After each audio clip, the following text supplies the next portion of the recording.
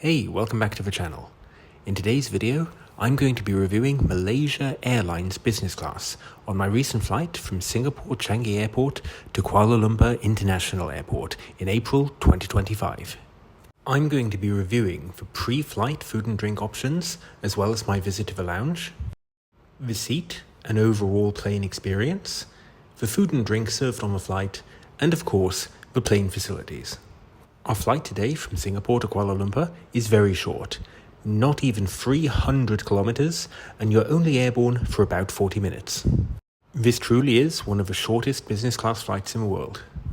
Our flight today begins from Singapore Changi Airport Terminal 1, where the Malaysia Airlines check-in desk is located. Right behind the check-in area is this amazing waterfall display, which creates such a great optical illusion and was attracting a lot of attention. However, despite flying from Terminal 1 today, I decided to hop across to Terminal 3 to clear security. The reason for this is that in my view, the food and drink options are far better in Terminal 3, and Changi Airport allows you to hop between terminals, either landside or airside. Today, I decided to get the landside SkyTrain to take me to Terminal 3. Trains depart every few minutes, and the journey from Terminal 1 to Terminal 3 actually takes you through Singapore Airport's Jewel, which gives you some incredible views. Check it out. I've got to say, it's at times like this that I'm really blown away by Changi Airport.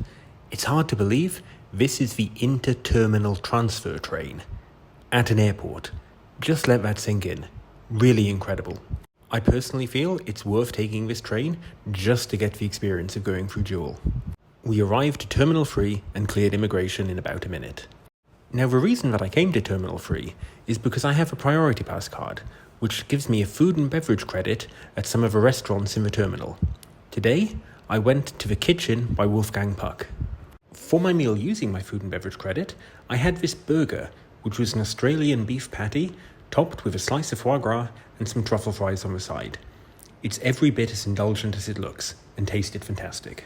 Having had my burger, I decided to go back to Terminal 1, where we were departing from, and took the airside SkyTrain, which, whilst it didn't go through Jewel, was still a very pleasant experience, and again, only took about 2 minutes.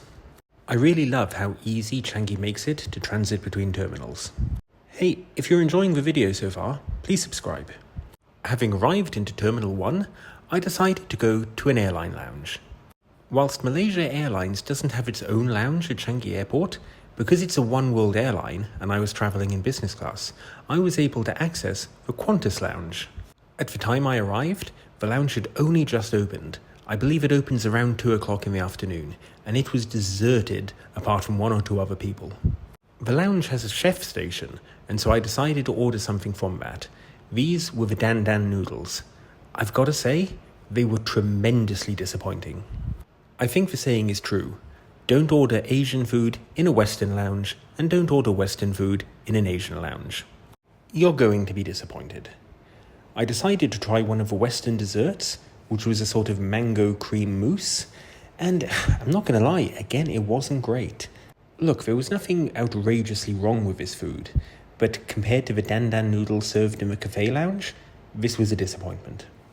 The lounge itself was very nicely appointed, but I'm personally not going to eat here again. Let me know in the comments if you've tried this lounge and what you thought of the food. After a brief, barely 20-minute stop into the lounge, I headed to my gate, where we were getting ready to board. The airport itself was very busy today for some reason. I'm not sure why.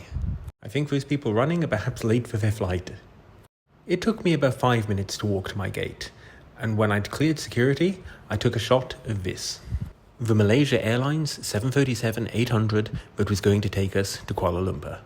And yes, I'm not mistaken, that's our plane, on a very long jet bridge.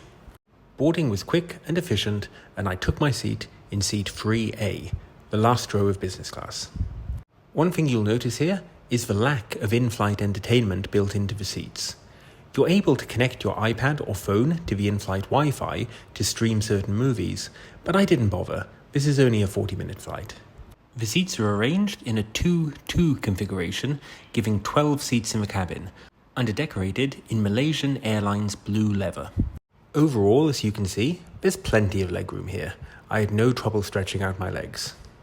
You also get 2 large windows per seat to take in the view. For every seat, in-flight power is provided.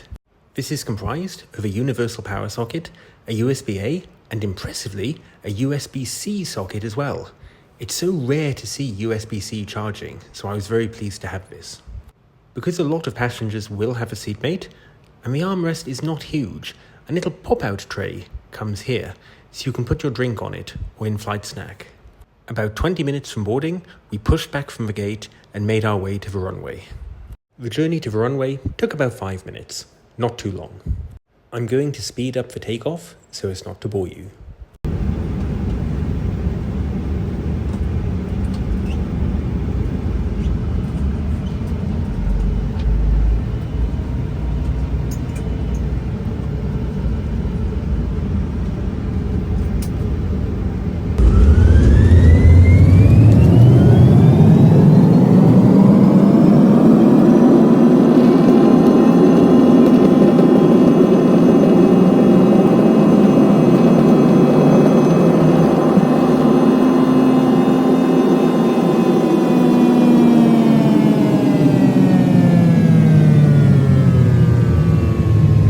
And just like that, we were airborne and on our way to Kuala Lumpur.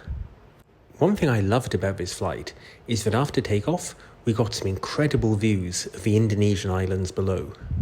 It was a clear day with deep blue skies, and it was just amazing to look out of a window and see these islands appearing and disappearing before you. I'd love to visit one, but I'm not sure how that would be possible.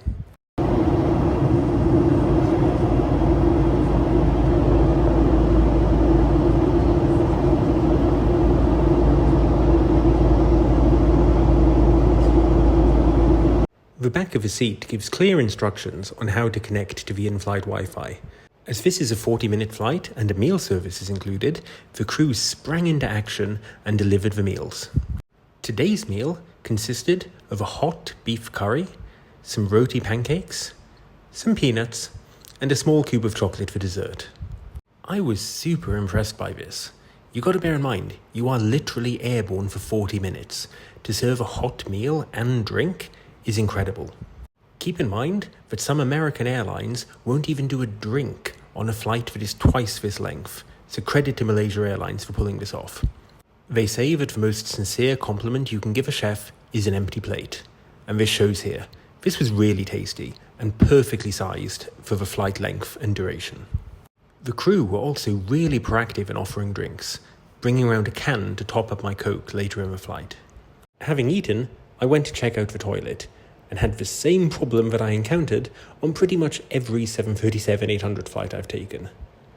The ceilings are too short due to the curvature of the aircraft body. They did, however, provide nice toiletries, and as you can see here, the facilities were spotlessly clean, probably because I was the first one to use it, so I can't confirm it'll be this way for the entire flight.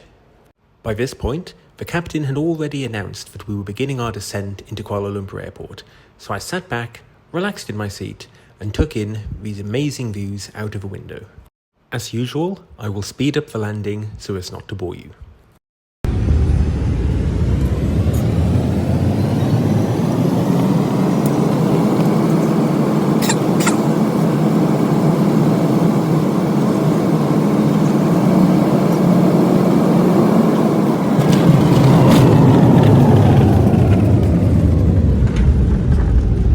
It was quite a bumpy landing, but we made it safely and began our taxi to the gate. The taxi to the gate took a bit longer than usual, maybe 10 minutes, but given the flight itself was only 40, this is hardly something to complain about. The crew were efficient in deplaning us, and I was walking up the jet bridge into Kuala Lumpur Airport, where I had to wait for a few hours before my ongoing flight to Japan, which is linked at the end of this video. I'm going to rate this flight a solid 5 stars. Not only do you get access to a full airport lounge despite the flight being only 40 minutes long, but the seat is wide and comfortable, they also have in-flight power service, and they manage a hot meal service and several drink rounds despite the fact you're barely airborne for long enough to watch an episode of a single TV show. It's a quick, efficient and comfortable flight that gets you to Kuala Lumpur in a heartbeat. Definitely would recommend, definitely will take again. Thanks for watching.